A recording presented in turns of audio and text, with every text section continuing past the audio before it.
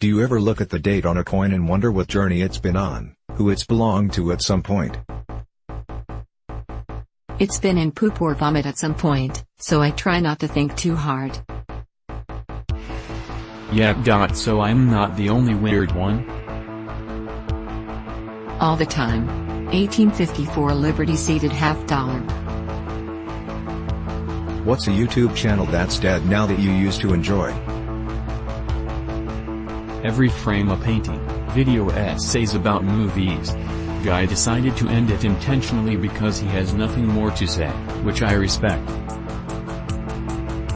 The Onion. Used to be so fun years ago.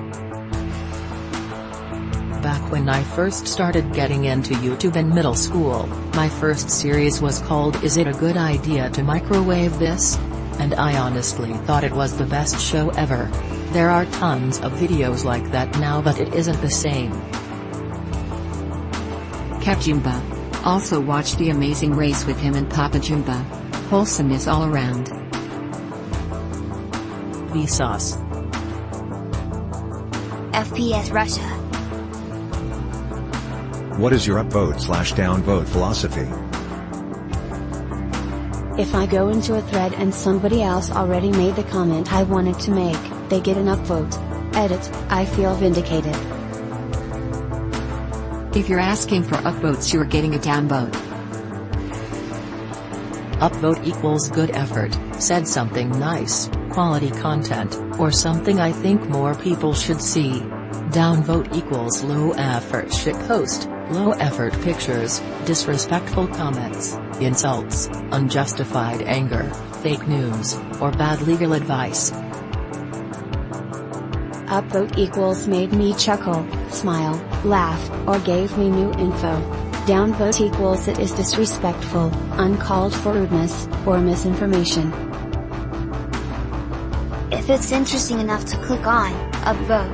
If it's interesting enough to respond to, upvote it, even if you hate it. The worst thing that Redditors do is take painstaking amounts of time to answer a question and then not upvote the question. I upvote comments that are at 0 but for no reason. When I'm having a heated debate with someone, they keep downvoting me, but I don't downvote them, to be superior to them.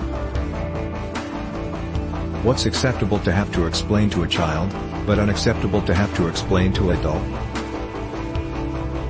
Don't pee on the toilet seat.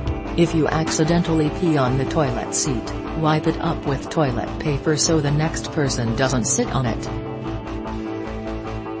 When you want somebody to move, we say excuse me, not move it. My supervisor didn't take it well when I wasn't gonna take his rudeness. How it isn't okay to throw a tantrum when you don't get what you want. Look both ways before you cross the street. Please and thank you. Not everything on TV is real. How to clean after using the toilet. Edit, clean yourself not the toilet. Edit 2, both.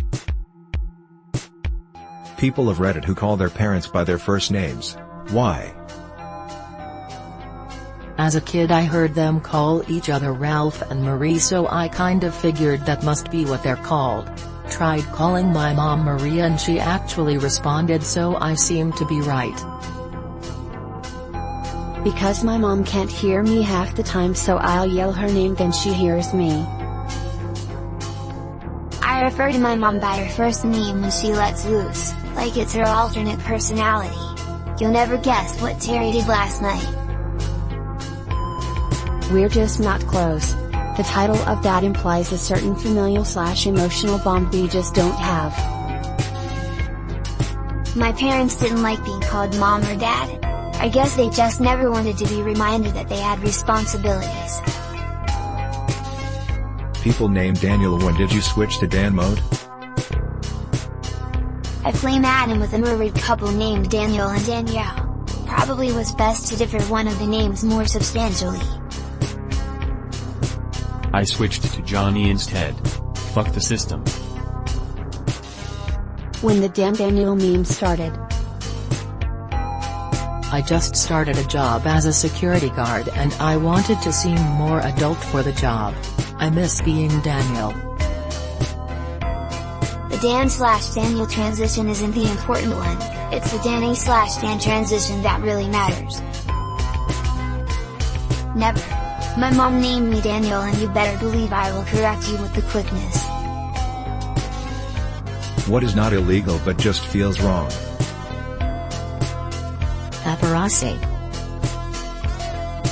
Faking the lowering of prices and deals when shops have sales. Driving in front of a cop. When you return to your parked car and find people leaning against it or sitting on the hood. Mandatory binding arbitration clauses and class action waivers in consumer contracts. Radio commercials with traffic noises such as sirens or squealing brakes or crashes or horns. When motorbikes traverse in between two lanes of cars at a standstill like a red light. Companies paying zero in taxes. Which bad guy is so likable, it's difficult to hate them for their crimes, and which good guy is so unlikable, it's difficult to like them no matter how much good they do. Bad guy likable, Dr. Doofenshmirtz. Captain Hook.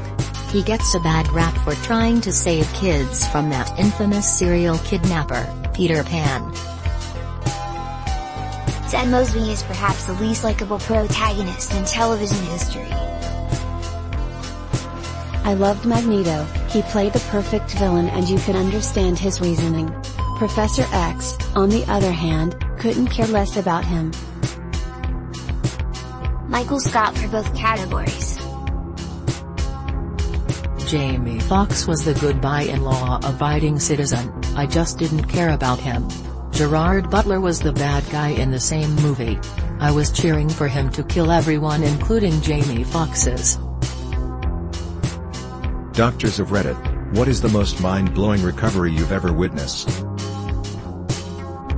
Uber passengers of Reddit that have given 1/5 stars on a ride, what happened to make it so bad? Didn't acknowledge me at all, had some song screaming just suck that dick and eat that pussy on loop, and was Facebooking while driving. My Uber was new to the area and attempted to drive down a railroad track. I asked what he was doing and he said oh sorry. Kept talking me non-stop and was asking me sexual questions and kept trying to show me music videos on his phone while driving and drove me to the wrong location and ended up charging me more. Immediately gave him a 1 star. Stopped on the highway to read road signs, during rush hour, more than once. Told Mimi gleefully that she brake checks people who tailgate her, then proceeded to do it multiple times.